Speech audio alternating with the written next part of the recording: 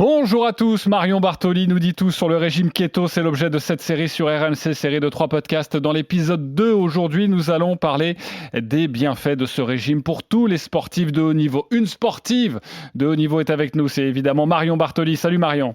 Salut JC, bonjour à tous. Alors évidemment, Marion, c'est important de le préciser, c'est un régime qui s'adapte pour la vie de sportifs de haut niveau. Absolument, et c'est surtout un régime extrêmement bénéfique pour les sports d'endurance. Et je vais vous expliquer vraiment dans un instant comment ça se passe justement dans notre alimentation, en préparation d'une course d'endurance ou en préparation de sport d'endurance. Mais j'aimerais vraiment insister sur un point qui me paraît très important. Le régime keto, en fait, c'est une alimentation qui va être la vôtre sur le long cours. Donc, quand vous allez comprendre les changements qu'il va falloir effectuer, vous allez les garder pour le reste de votre vie. Donc, c'est vraiment la différence par rapport à un régime où on va dire on fait très attention et c'est extrêmement drastique pendant une période de 3-4 mois pour être bien pendant l'été, pour faire assez simple. Et puis ensuite, on relâche tout au mois de septembre et malheureusement, on a repris tous les kilos qu'on avait perdus, voire un petit surplus arrivé Noël. Là, on va vous expliquer vraiment ce qu'on veut faire et ce qu'on veut vous apprendre sur le long terme. Et c'est pour ça que c'est un changement de vie, une manière différente de s'alimenter et tous les bienfaits que vous allez en ressentir. Donc, les bienfaits sur l'énergie, on en a parlé dans l'épisode numéro 1. Quand vous êtes au travail, vous allez sentir beaucoup moins de fatigue. Mais également pour votre pratique sportive, quel que soit votre niveau, vous allez ressentir vraiment beaucoup moins ces coups de mou, on va dire, où vous sentez un peu moins bien lorsque vous devez finir un set de tennis ou alors lorsque vous faites un match de foot. Les dernières 15 minutes, ça devient un peu plus compliqué. Ou lorsque vous faites votre footing du dimanche, c'est pareil, sur la dernière demi-heure, ça devient un peu plus dur. Grâce à la keto et en fait au fait d'utiliser les lipides comme carburant, votre corps va avoir une ressource d'énergie permanente. Parce que forcément, vous en avez en réserve dans votre corps, tout le monde en a. Et donc, il va beaucoup moins avoir la sensation de se dire là, j'ai faim, il faut que tu me donnes du sucre, il faut que tu me donnes du sucre.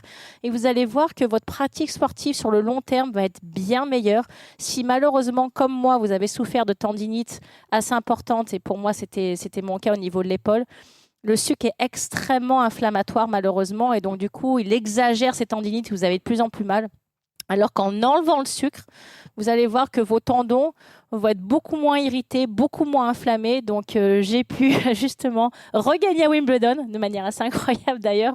Mais j'ai regagné le trophée des légendes l'année dernière, 9 ans après avoir gagné, bien sûr, on va dire, le grand Wimbledon. Mais c'était quand même vraiment sympa pour moi de pouvoir resservir, de pouvoir réutiliser mon épaule, de pouvoir rejouer au tennis après une grossesse, après mon anorexie, d'être vraiment en bonne santé, de pouvoir réutiliser mes muscles. C'était vraiment extraordinaire.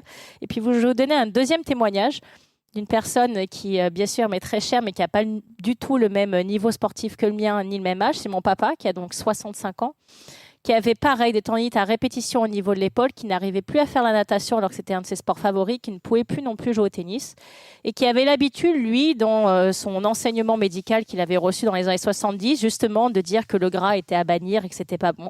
Et je suis arrivée à le convaincre, ça n'a pas été facile, mais je suis arrivée à le convaincre de changer, de me donner une chance pendant 3 mois d'essayer le régime keto. Au début, il était assez sceptique. Et puis, au fur et à mesure, il a commencé à sentir, au bout de 2 semaines, 3 semaines, de grosses améliorations. Il commençait à pouvoir rebouger son épaule. Et puis, au bout d'1 mois, il était à nouveau dans la piscine, il pouvait renager. Au bout de 2 mois, il rejoue au tennis. Et maintenant, il fait même des compétitions de tennis en senior. Et il veut plus jamais revenir à son alimentation précédente. Et c'est un adepte et un fan de la keto. Et il me demande souvent de nouvelles recettes, comment faire de nouvelles recettes, pourquoi maman lui cuisine des nouvelles recettes. Donc, même lui, à un âge assez avancé et avec une pratique sportive bien moins importante que la mienne, a vu une énorme différence sur son quotidien. Donc, c'est vraiment pour tout âge et pour tout niveau de pratique sportive. Oui, d'ailleurs, on en parlera dans l'épisode 3, une journée type pour tous ceux qui nous écoutent et qui ont envie de s'y mettre.